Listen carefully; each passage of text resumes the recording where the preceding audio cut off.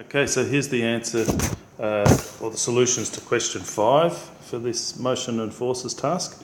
I've just written the answer for part A of describing the motion of this object. So from t equals 0 to 3 seconds, the object moves forwards 5 metres. From t equals 3 to 5 seconds, object is stationary. And from t equals 5 to 10 seconds, the object moves backwards 8 metres behind the origin. Okay, so something like that or similar. You can check your statements with me if you like in class and see how you went with that one. Okay, so in part B we've got to sketch a velocity graph. Okay, so I'll just get some axes here. This is a sketch, doesn't need to be to scale or anything like that. Okay, so we're going to have axes like this. Okay, and we'll have our velocity on that axis and time on that one.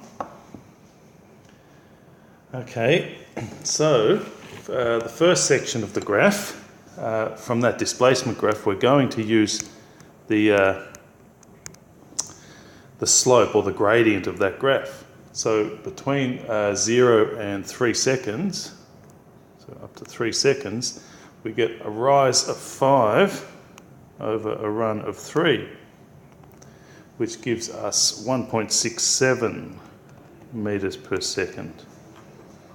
Okay, so I'll just do a horizontal line there at 1.67.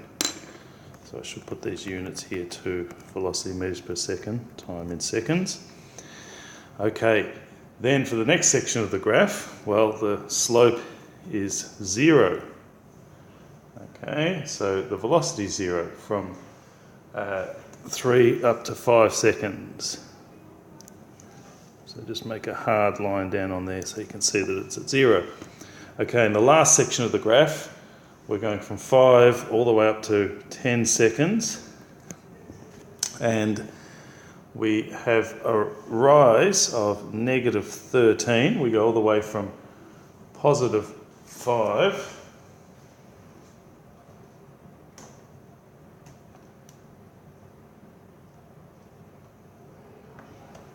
up to down to negative 8. So 13 over 5, which gives us negative 2.6. So that would be somewhere like this,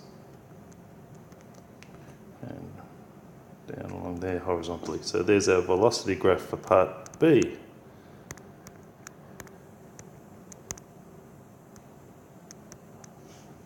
Okay, we'll put some dotted lines to show discontinuities there. Right, so part C is a distance versus time graph rather than displacement time. Okay, so all distances are positive, so we can just do our axes like this. Okay, and we're going to be going